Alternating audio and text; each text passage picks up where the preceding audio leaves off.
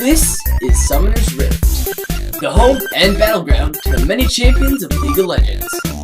Summoner's Rift consists of 3 lanes: top lane, middle lane, and bottom lane. And in between every lane, there's a jungle. But let's not get ahead of ourselves. Today, we're going to be talking about the jungle. Yes, the jungle consists of 6 camps: the golems, the lizards, also known as red buff, the wraiths, and the wolves. There is also the ancient golem, but is AK'd as the blue buff. And of course, with the new preseason update, they even added a soul creature that looks strangely familiar to the wraiths. Don't worry, buddy, we haven't forgotten about you. The new white creature was implemented to make the jungle a lot smoother to bypass. Although some skip this creature, others love it as it gives us 60 gold plus level. No, not that gold. This gold. It also gives an 150 XP plus level. Thanks to the help of League of Legends Wikia on jungle, we now know that stats are now based on level, not time.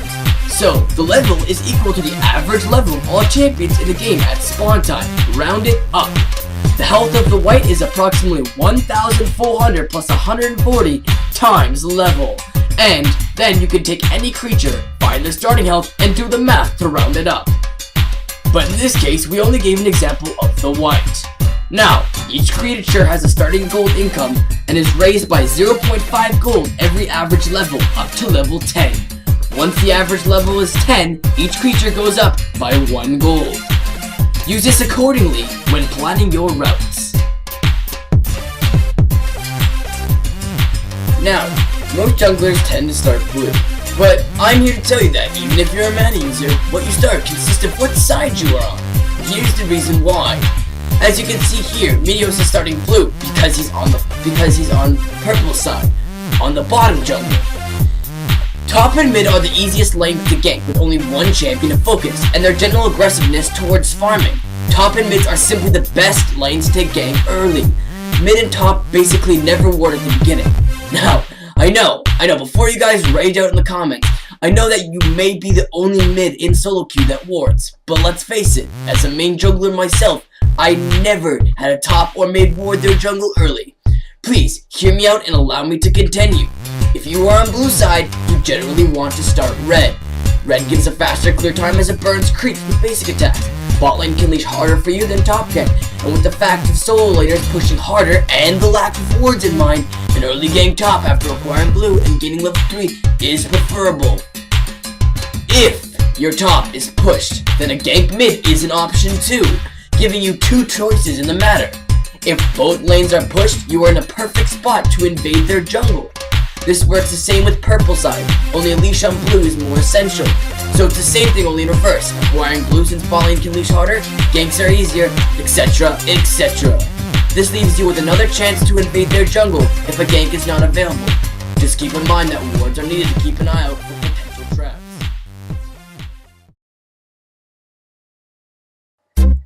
Which brings me to my next point, which is there is never a moment in the game when you should not ward. Warding is one of the most important things in the game. Now, I know you've probably already heard this from the stars, from the pro players, from the YouTube famous people that you used to watch, like Sky or Medios, like I like to watch. You probably heard this a lot. Ward, ward, ward. Well, that's because it's true. Your support isn't the only one that has to place wards everywhere. And yeah, I know the new preseason update tends to have people only using their damn trinket ward, but please, for the sake of everyone in solo queue, ward, as Skybest stated. Now, by a show of hands, how many of you people can see me right now? That's right, none of you. You could be Challenger, Bronze, or even a Siren. Doesn't matter how bad or good you are. And that's the critical difference between like Diamond and Cardboard 7. There is legit never a point in time in the game where wards are not appropriate. Thank you, Sky. Take it from a player like that, Sky, who knows a lot of what he's talking about. I mean, he's platinum, and a lot of people respect him for how much he's played the game from, and how much knowledge he has.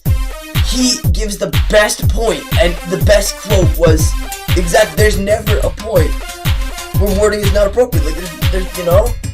So take that from him, and even if that quote doesn't help you, take a quote from me. If you can't see anything, then there's a 100% chance that you can't see anything. Now, let's get back on topic. Champions tend to do the most damage when they have all 3 basic spells. That's like a no-brainer. But, which is why you should acquire level 3 before ganking. Here's the route you should generally take on blue side. First, you kill red by getting a simple leash and then smiting it. I've said this before, but it's pretty obvious. Then after that, kill the wraiths for extra gold income and EXP boost. Now you may notice that Medios may smite or may not smite, and pro players tend to do this a lot. But with the new preseason, it's generally very important to smite, as it is generally the new meta, because the smite cooldown is extremely low. This video was taken before the new meta, so please remember that when acquiring your new reps.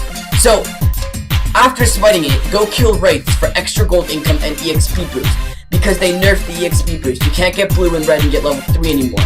You have to get the extra gold income from either wraiths or any other monster, but wraiths are preferable as they're quicker and they have extra gold. After that, you can kill blue. Smite will be up, so don't be afraid to smite it. Now, at this point you are level 3 and ready to gank top and mid. The same goes for purple team, but once again, stopping at wraiths is equally essential here, so try it out. Now, when you're doing that first kill on red, as we stated before in the video, when you're on blue side is when you want to go for red, because that's when you can go for top and mid. Generally, you can't do this on the purple side. Purple side you have to start blue because that gives you that chance to gank top and mid. Now, if you need to see the gold income of blue and red and other monsters, link will be in the description. But anyway, it is the most efficient starting jungling tips out there. If you have your own, feel free to share it in the comments. Now, farming your own jungle is necessary in middle and late game, but you should always invade whenever yours is cleared and always ward in their jungle. Absolutely always ward. Now, you may be asking, well, what's the meta? Who do I play? What champions can jungle? Well, any champion can really jungle, but there are generally a select genre of them which excel better, as they have better clear time, control, and ganking power. Thanks to Nerfplz, we can see which junglers are considered god tier in patch 3.14. The jungle gods are Rammus, Amumu, Jarvan IV, Sejuani, Fiddlesticks, Shyvana, and Vi. If you are curious why, it's fairly simple. All these have a generally all-around jungling ability, fast clear time, and amazing control and beautiful ganking CC abilities.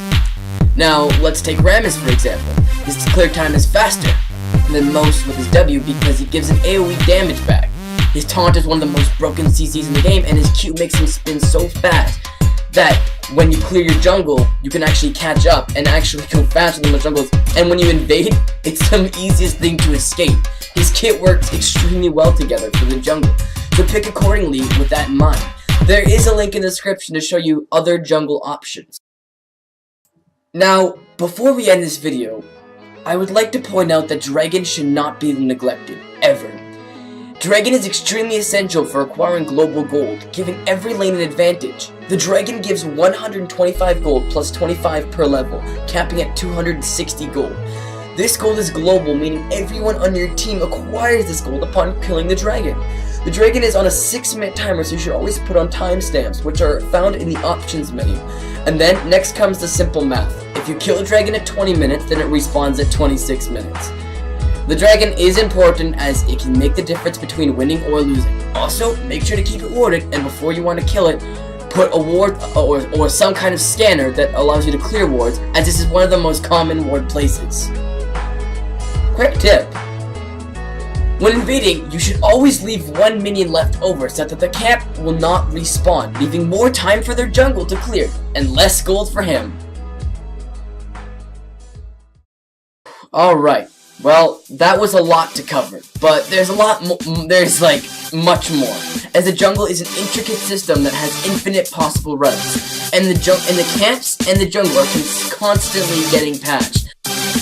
Remember to keep up with patches, figure out your own routes, and most of all, have fun.